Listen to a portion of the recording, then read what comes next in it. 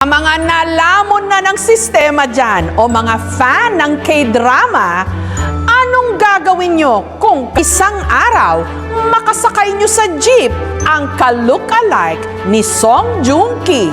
Kilig! Pag-trip raw ang araw ng 21 anyos na si Joricel nung sumakay siya ng jeep sa Bacolod City nitong July 5 dahil siksikan. Pero walang kung ano-ano. Bigla raw lumiwanag ang kanyang mundo nung sa tapat ng kanyang kinauupuan, meron siyang naispatan. Kamukhang-kamukha niya po, parang pinotocopy lang yung mukha. Ganun. Ang lalaki kasi sa kanyang harap, chinito, mistiso, matangos ang ilong, carbon copy raw ng Korean superstar na kilala rin bilang si Big Boss ng hit Korean series na Descendants of the Sun, si Song Joong Ki. Kamukhang-kamukha niya po nung nakakap po siya. Yung mga mannerism nga po ni Song Joong Ki ay kuhang-kuha niya din po. Natupad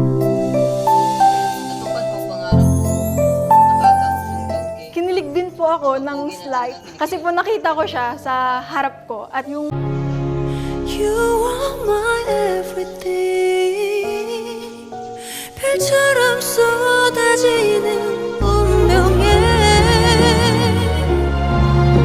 그대라는 사람을 만나고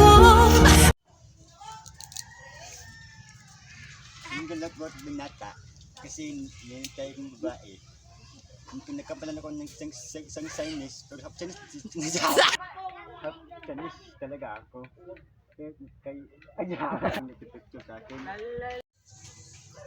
Natupad kong pangarap ko, nakagang Song Joong Ki. Ang pogi na talagang kinikilig ako.